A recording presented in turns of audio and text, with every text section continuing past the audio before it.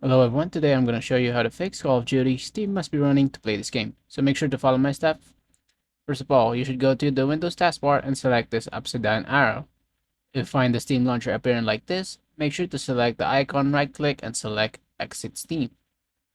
Go to any empty space in the window taskbar, right click on it, after that select Tasks Manager. Now once this is up here, you should go ahead and search and type in Steam. Find it and running in the background, select any process, right click and select End Tasks. After that, ensure that no Steam services is running in the background.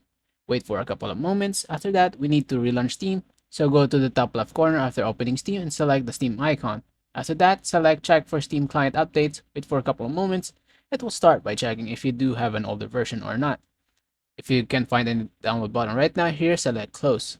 Now go to the option and select Library. Scroll down and look for the Call of Duty, click on Properties, and then go to Installed Files. Now all you have to do is go and select Verify Integrity of Game Files, just wait for the process to finish. It will correct any error happening like this.